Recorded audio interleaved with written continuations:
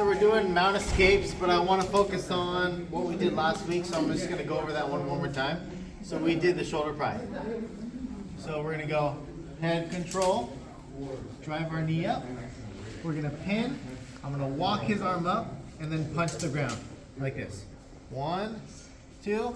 My knee goes and I switch to almost like an S-mount variation from here. So his arm is trapped here. I have this punch the floor. And then where do we go from here, right? You can step over and you can go for the arm bar. You can go for your mounted triangle. You can go for your reverse triangle option from here. So I just want to focus on the entry and then how we can prevent this. So cross face, knee high, pin, walk, punch, 1, 2, knee, and switch. So this is going to be our starting point. If you wanted to do your arm bar from here, you can finish, or you can go to mounted triangle. So I'll do one more without talking and then I'll explain again.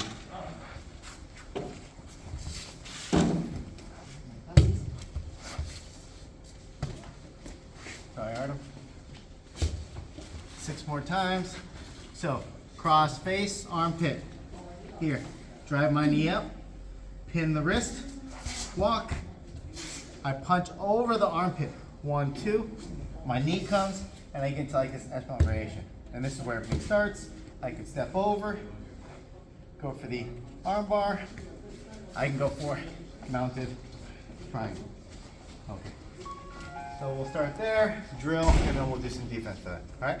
1, 2, 3. First thing is early. So he has the head. He's going for the armpit. When he goes to my wrist, that's when I know he's going to start pushing up, right? Especially when this one is kind of isolated. So the first thing is heavy head, heavy elbow, right? So I usually bridge onto my shoulders and to my head like this. So then when he starts pulling everything up, it's real hard for him to pull. You know, obviously, you don't want to have your hand in this situation because the Americana, you know, your arm locks and all that stuff, but it's just head, and I drive forward like this. So then when he starts to drive it up, I'm putting pressure onto his arm, and it's hard for him to pull it. So that's the first one. Second one is kind of like the mid one, is when he starts pushing my arm up, and I feel the punch. So the moment he starts to punch to the ground, right when he starts to punch, I have to find his armpit, and I need to bridge him over. So he starts going, I go right over.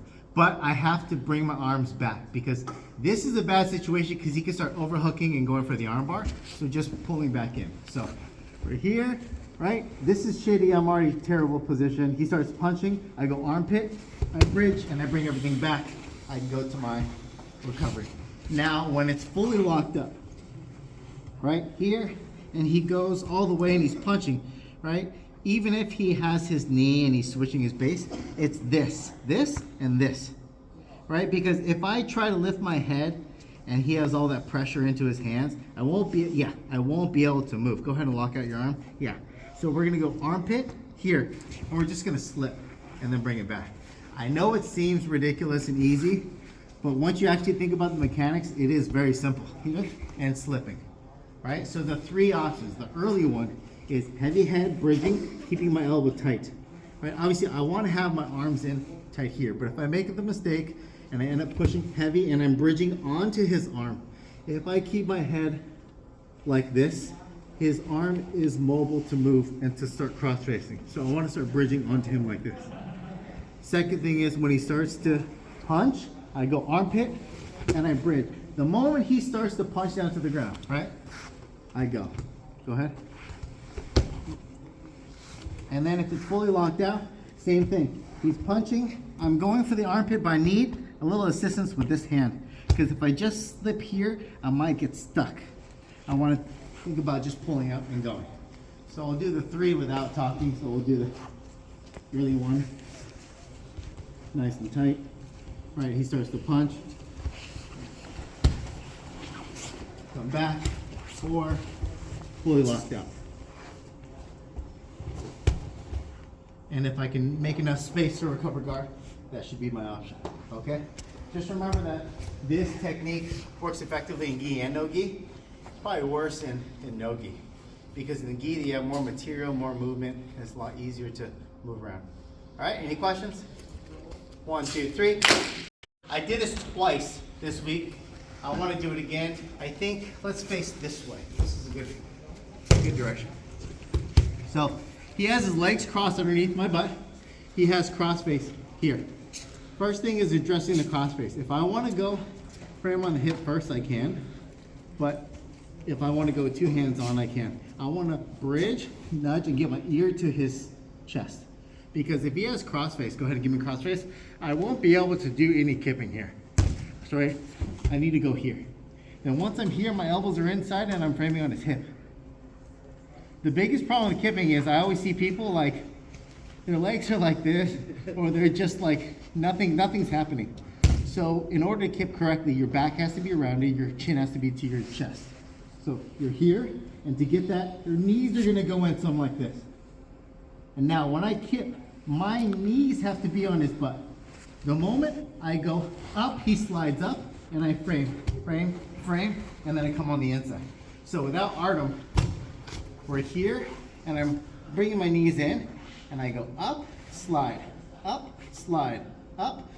getting my elbows to my knees, and then his hips are gonna be right on my shins. So he has cross face, he's crossed, right? I can't kip from here because I can't get my back rounded because he has cross face. So on a bridge and catch. Knees up, framing and going. So what happens when you kip correctly and you get locked up? And what I mean locked up is maybe they have really thick thighs or you have really thick thighs. So when you're here, you feel like nothing's happening and you're like everything. I think one of the issues is your legs have to be together and your knees have to be close. That's the first thing. But if you do everything correctly and you still can't kip, you feel like you're like a seal, I want you to pendulum a little bit. Then once you get an angle, you can start kipping and creating space. So that was an issue people had earlier this week. So again, crossed, let's see, crossed, cross face, bridge, tight, knees, kip, and create space. If you can come up, that's fine. Or if we pendulum,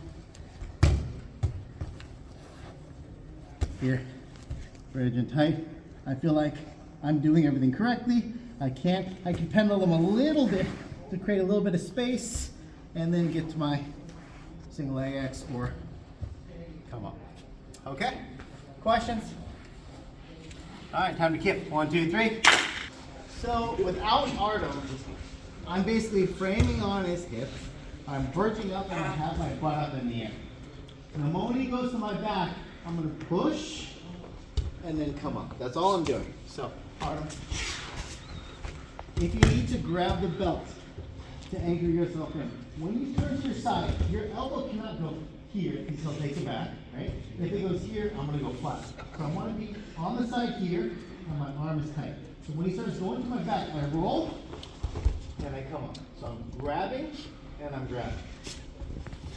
In real time, it's so beautiful.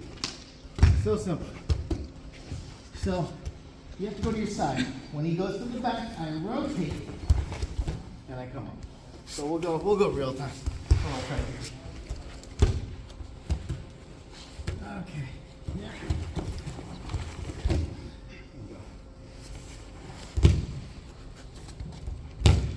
It's just a solo guard recovery with your partner.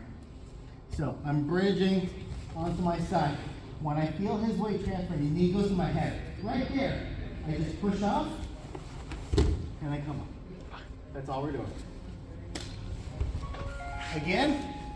Yeah, one more time. Okay. Bring his back.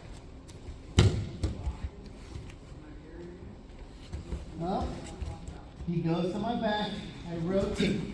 And I come up. I keep the pant. I keep the belt. Okay, questions?